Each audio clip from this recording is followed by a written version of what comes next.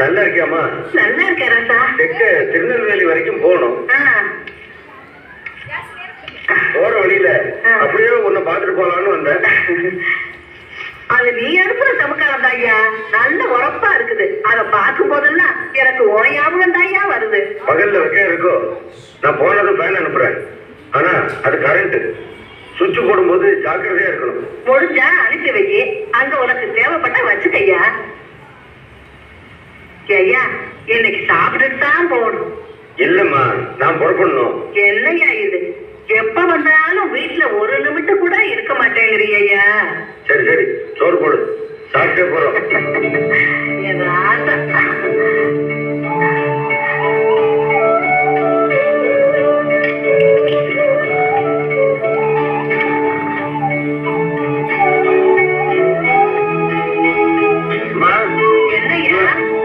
Pipe புதுசா இருக்க, பஞ்சாயத்து போர்டுல பணம் கட்டி எடுத்தியா?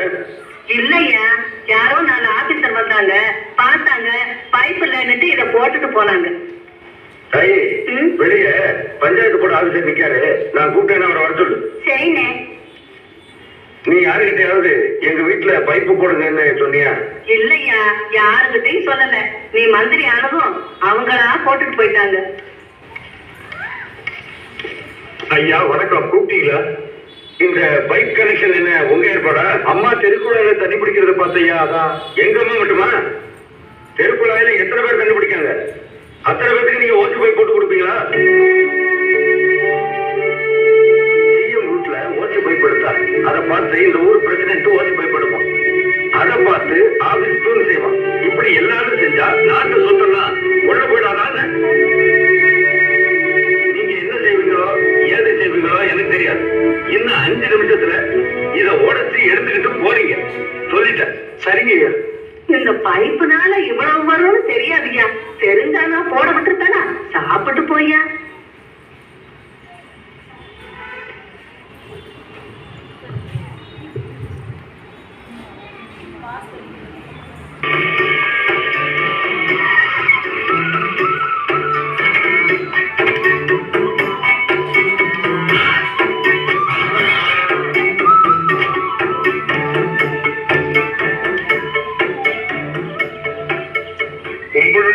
வணக்கம் பெரியவரே, இந்த அத்தோட காட்டுல என்ன பண்ணிட்டு இருக்கீங்க?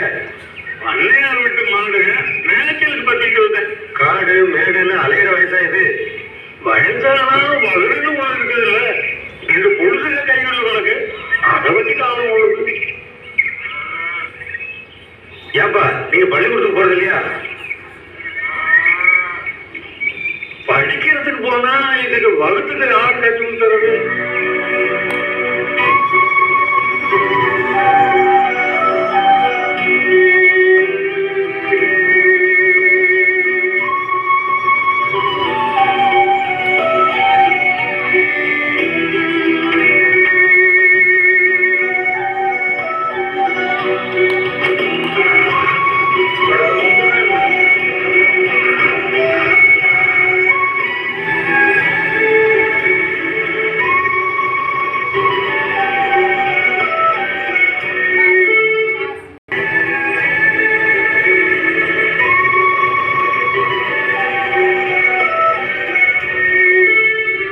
நாம ஊரெல்லாம் பள்ளிக்கூடத்தை திறக்கிறோம், ஆனா படிக்கிறதுக்கு தான் பிள்ளைங்க வர்றது.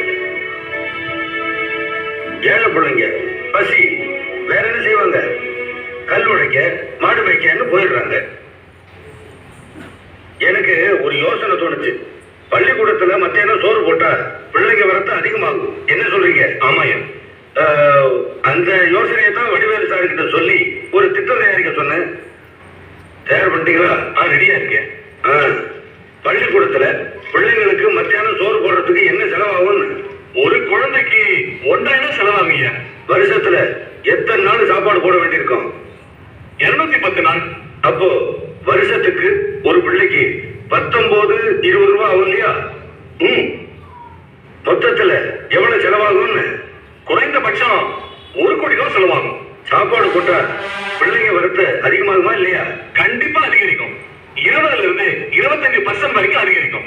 அப்போ அதுக்கு சேர்த்து கணக்கு போடுங்க, திட்டத்தை ரெடி பண்ணுங்க.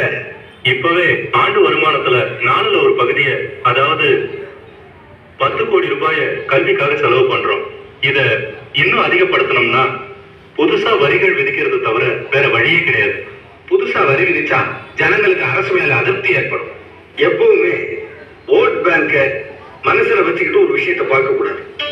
மக்களுக்கு நல்லது செய்யணும், நம்ம சந்ததி நல்லா இருக்கணும், அதான் முக்கியம்னு உடனே இந்த திட்டத்தை செயல்படுத்தி ஆகணும். பட்னியோட ஒரு பிள்ளை பள்ளிக்கூடத்துக்கு படிக்கிறதுக்கு வந்தா அந்த பாவம் நம்மளை சும்மா விடுமாய்யா. இத பாருங்க, கவர்மெண்டால எவ்வளவு காலம் முடியுமோ அவ்வளவு காலம் பிள்ளைங்களுக்கு சோறு போட்டு படிக்க வைக்கணும். முடியலங்கிற நிலை வந்தா எங்கிட்ட சொல்லுங்க.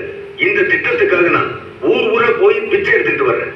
ஐயா, நீங்க இவ்வளவு தீவிரமா இருக்கீங்க, எப்படியாவது இந்த திட்டத்தை உடனே அமலுக்கு கொண்டு வந்துருவோம். வடிவேல் சார் நிதி மந்திரியே சொல்லிட்டாங்க, திட்டத்தை உடனே ரெடி பண்ணுங்க.